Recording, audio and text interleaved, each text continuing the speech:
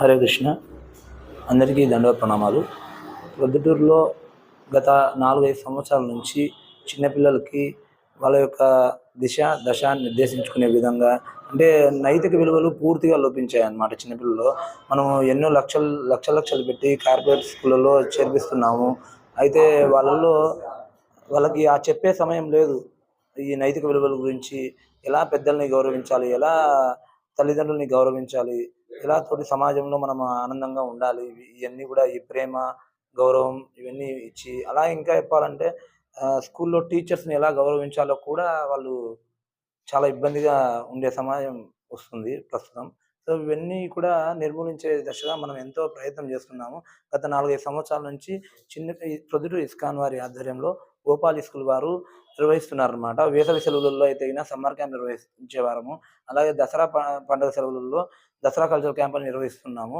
So, ఇందులో ప్రధానంగా ఇప్పుడు ప్రజెంట్ ఏంటంటే సంక్రాంతి సంబరాలు, సంక్రాంతి సెలవుల్ని పురస్కరించుకొని పిల్లల యొక్క సమయాన్ని పూర్తిగా కూడా వాళ్ళు ఈ నైతిక విలువల మీద, అలాగే భగవద్గీత శ్లోకాలు, భాగవత, రామాయణ, మహాభారత ఇతిహాసాల ద్వారా వారి హృదయాలలో భగవంతుడంటే, అలాగే పెద్దలంటే, ఉపాధ్యాయులంటే గౌరవము, అలాగే ఇంకా చెప్పాలంటే ఈ సామాజిక స్పృహ అంటారు కదా, నైతిక విలువలతో బాధ్యతతో కూడినటువంటి వ్యవహారాన్ని చిన్నప్పటి నుంచే వాళ్ళ హృదయాల్లో బీజం అంకురార్పణం చేయకుంటే భవిష్యత్తులో మన భారతదేశ పౌరులు అనే వాళ్ళు ఉండరన్నమాట.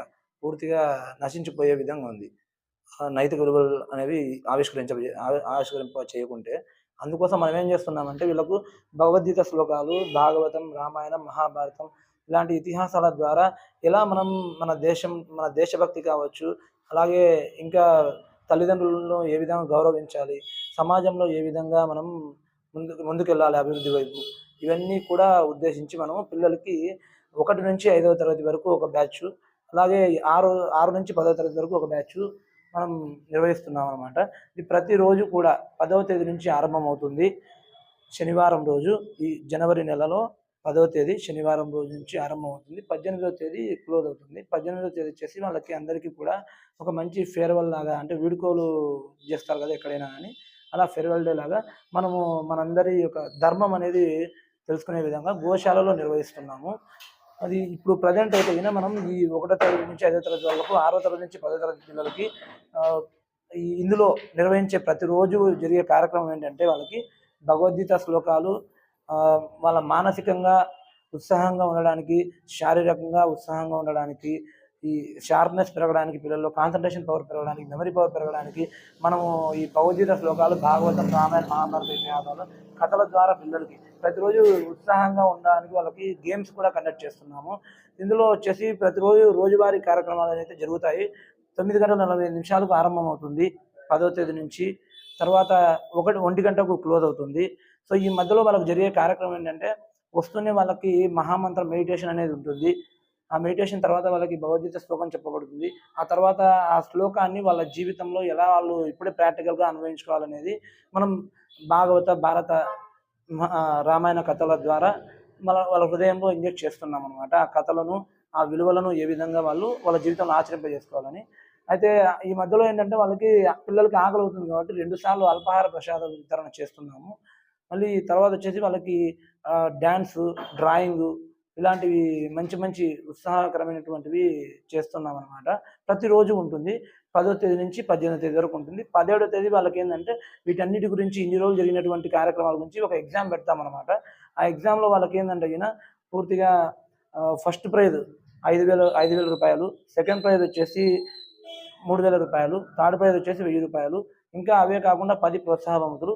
ఇవి 1 నుంచి 5వ తరగతి ఉన్న పిల్లలకి ఆ విధంగా ఉంటుంది.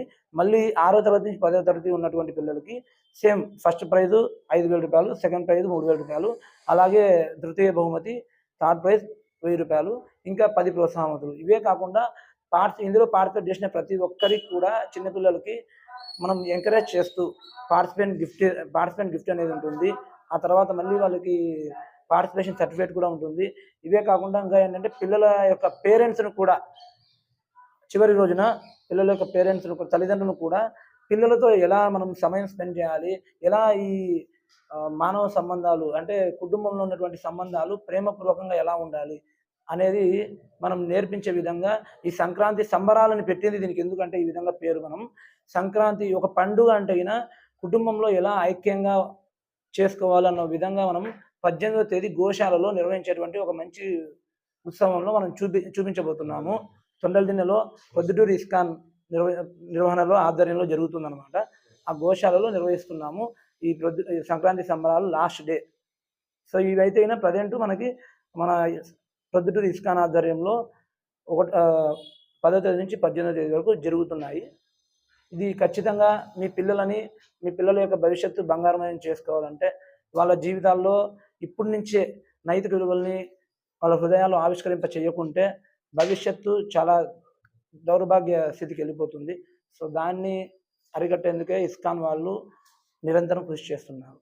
హరే కృష్ణ కృష్ణ కృష్ణ హరే హరే హరే రామ రామోహన్ గారు నటేశ్వరి.